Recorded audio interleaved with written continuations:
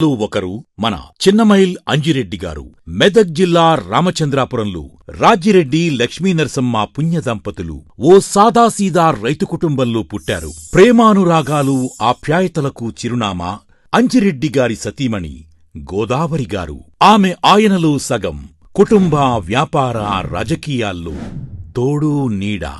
కుటుంబం నుంచి పుణికిపుచ్చుకున్న విలువలు, చిన్ననాటినుంచి స్వతహాగా అలవడిన దేశభక్తి, ప్రజాసేవ 1978లో ఆర్ఎస్ఎస్ వైపు, 1982లో ఏబీవీపీ వైపు అంజిరెడ్డి గారిని ఆకర్షించాయి. 2 జాతీయవాద సంస్థల్లో కార్యకర్తగా, నికార్సైన జాతీయవాదిగా, సమాజ సేవలు, విద్యార్థి సమస్యల పరిష్కారంలో చురుకైన పాత్ర పోషించారు. అంజిరెడ్డి గారు కష్టపడి చదివి గణిత శాస్త్రంలో పీజీ పట్టాను పొందారు. 1989లో వ్యాపారం ప్రారంభించారు. 1993లో ఎస్ఆర్ ఇండస్ట్రీస్కు పునాదులు వేసి నేటికీ వేలాది మందికి ఉపాధి కల్పిస్తున్నారు. చదివేందుకు విద్యార్థులు తనలా ఇబ్బంది పడొద్దని నిర్ణయించుకున్నారు.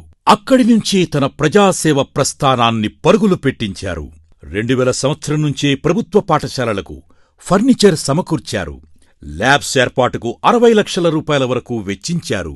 విద్యార్థులకు స్టేషనరీ, ఉపకార వేతనాలు, ప్రోత్సాహకాలు అందించడమే కాదు, వారికోసం నిపుణుల సహకారంతో కెరీర్ ఓరియంటేషన్ కార్యక్రమాలు నిర్వహించారు. యువతను క్రీడల్లో ప్రోత్సహించేందుకు ప్రతి ఏడాది sports meet, khokho, volleyball, cricket టోర్నీలను నిర్వహిస్తూ తన క్రీడా స్ఫూర్తిని చాటుకుంటున్నారు. 2002లో ఎస్ఆర్ ట్రస్ట్ను ప్రారంభించిన అంజిరెడ్డి గారు ఉచిత త్రాగునీటిని అందించే కార్యక్రమానికి శ్రీకారం చుట్టారు. జిల్లాలోని ప్రభుత్వ విద్యాసంస్థలు, కార్యాలయాల్లో ఆర్వో ప్లాంట్లను ఏర్పాటు చేశారు. నీటి కొరత ఉన్న ప్రాంతాల్లో సైతం ఆర్వో ప్లాంట్లను ఏర్పాటు చేసి వాటన్నిటినీ నేటికీ నిర్వహిస్తున్న ఘనత అంజిరెడ్డి గారిదే.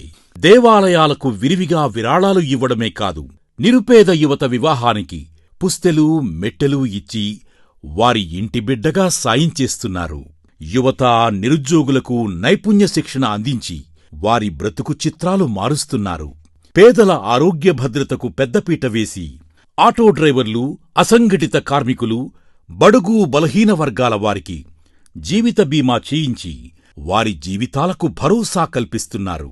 అలా నిస్వార్థంగా అంజిరెడ్డి గారు ప్రజాసేవ చేస్తున్నారు. ఇప్పుడు మనలో ఒకడిగా, మనకోసం, మన గొంతుకై మన ముందుకు వచ్చారు. అటువంటి మనిషిని బలపరచడం అంటే మనలో ఒకణ్ణి బలపరచడమే.